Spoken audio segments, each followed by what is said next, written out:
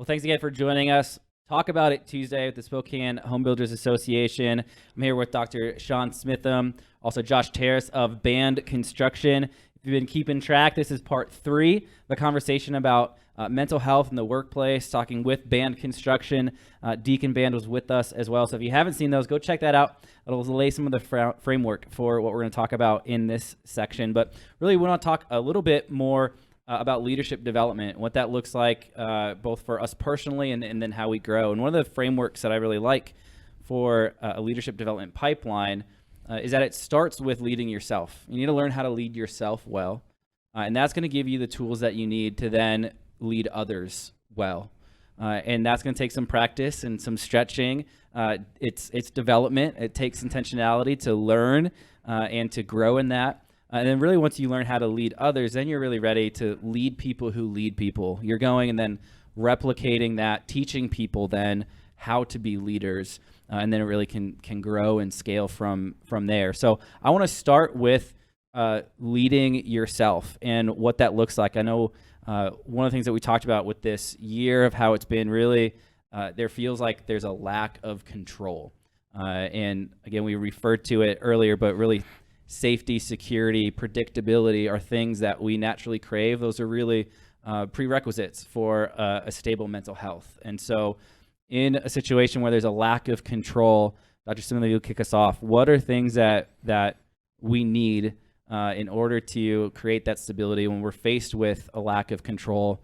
What are some tools that are available to us that we need to implement to lead ourselves well? I think the easiest and most powerful tool that we have is to get really clear about what's in our control and what's not in our control, right? Mm-hmm. And I think Deacon said it really well during one of the last segments when he said, first of all, to identify, is this a problem?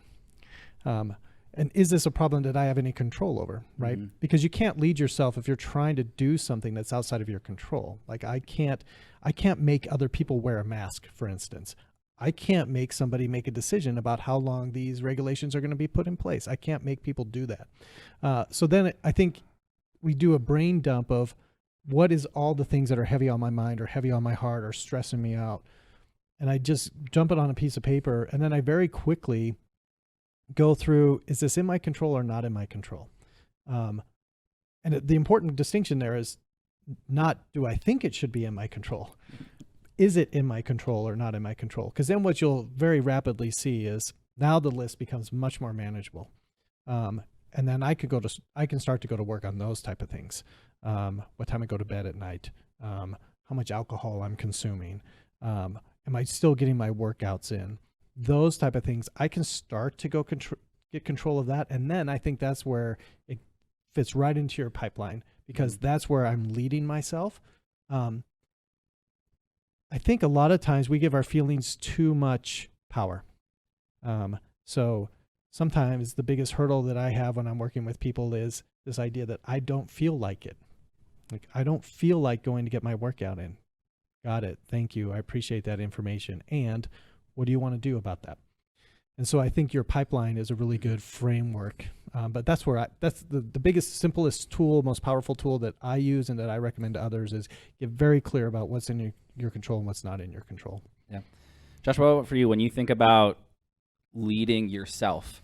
I think maybe that's a phrase that we might not always put it in those terms, but what is that? What do you think of? Like, what are things that you do to lead yourself? I know we're talking about maybe when things feel out of control. What are things that you try to do and try to implement in your life to kind of regain that control and really lead yourself in the direction that you want to go? Mm-hmm. Yeah, I'm a big time overthinker. It's not, I try to control it, but sometimes it feels like impossible. Mm-hmm. But my mom taught me at a young age to take deep breaths. Just take that step back to deep breath. Then I was lucky that, I went to community college here in town, and I went to Gonzaga and got a degree in communications. That helped me tremendously. Like learning to communicate with others, how others communicate, nonverbals. Mm-hmm. That all kind of helped me understand others. But with me, it's just taking that step back, seeing it a bigger picture. Not focusing on one or two things, taking that step back and seeing it from a different side of view. Like it's not always what I view; it's kind of how I see the how I see myself, kind of take that step back, almost kind of like you're almost looking over yourself in a roundabout way. Yeah. I just when you hear that, are there techniques, or maybe if someone goes, man, that sounds great, but I don't know how do I do that? Sure. I like try to float. Like, I don't understand what that means. Like, what are some techniques or ways that we can kind of get ourselves to think about our own life and our own actions more objectively, maybe is the phrase. So I like the idea of stepping back. One of the best tools that we have for that is this broad umbrella of meditation. But meditation has this really weird connotation in our society. It doesn't always mean sitting still, saying Om, crossing your legs. So meditation at its core is having an object of focus, whatever that might be. So it could be a word that you're repeating over and over again. And the idea is that silently to yourself, the idea is that I'm training my mind. Well, let me put it this way. Meditation is actually 3 mental disciplines that are interrelated.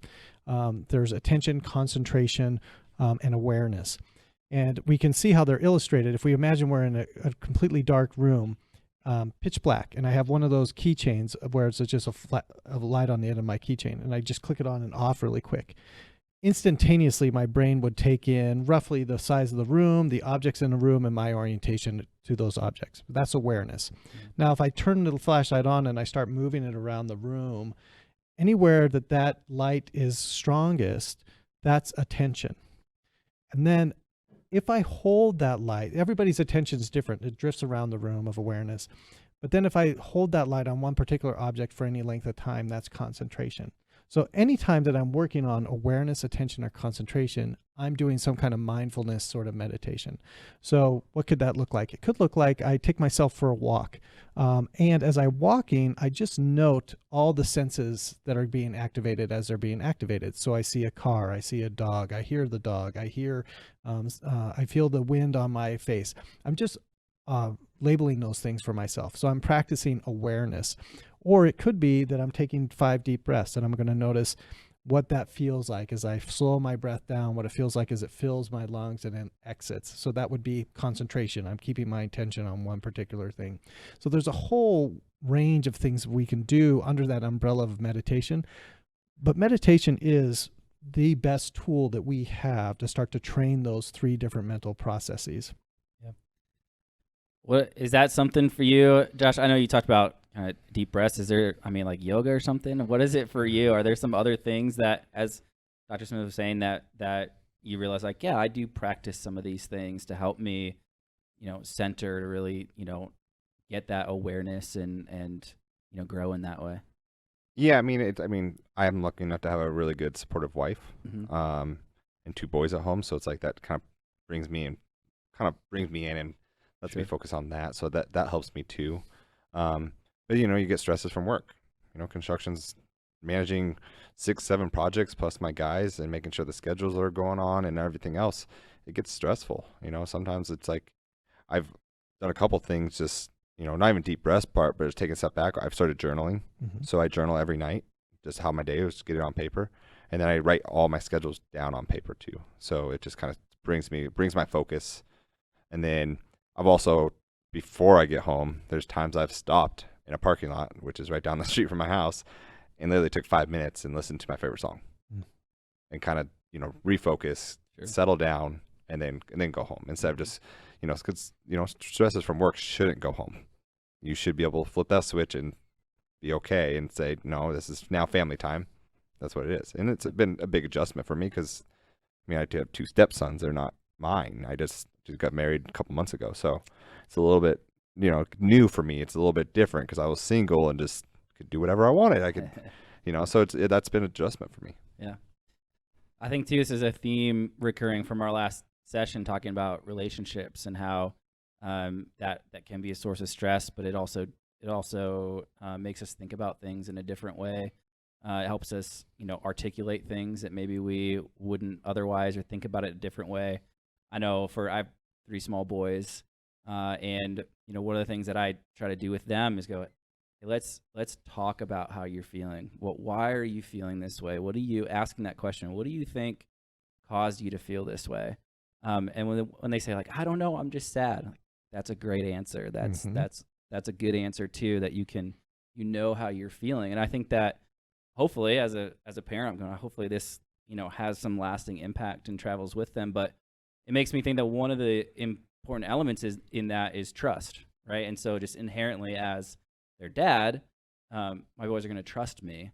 But not always do we have those relationships in our lives where we have someone we trust, or, as we're thinking about other people, how do we get someone then to trust us to have that conversation? So Josh, when you have, guys on your crew and building that relationship and trust, Dr. Smith, what are maybe some things that we can, as we think about relationships and that trust factor, how it affects mental health? Any thoughts there, or how we can kind of build those kind of relationships? I think you both hit it, and I think family's a really good trainer for us on this, because the way we build trust is I learn to trust you when I can come to you in all sorts of states, and you're going to be reliably the same, right? So if I come to you and I'm angry one day, you're going to create space for me to be angry. You're going to put limits on how I communicate that or what I do with that, but you're going to make it safe for me to bring that to you, or you're going to make it safe for me to bring sadness to you. So when we can reliably show up and respond in a way that allows them, that doesn't make them wrong for feeling a certain way, but at the same time, we'll start to point things out. Like I noticed that when you're angry like this, your work suffers, for example. And so how can I help you? How can I help you with whatever's making you angry so we don't get behind on the project, or we're not making lots of mistakes, or whatever that is? When we can acknowledge what it is they're bringing to us and still be present to them, I think that's how we build trust with folks. So I think family is a great way for us to train on that. Yeah. Well, thanks again for joining us. This is Talk About It Tuesday. I'm Isaiah with the Spokane Home Builders Association. We're going to put a pause in this conversation. We'll be back with part 4 next week, so make sure you tune in. We'll see you then.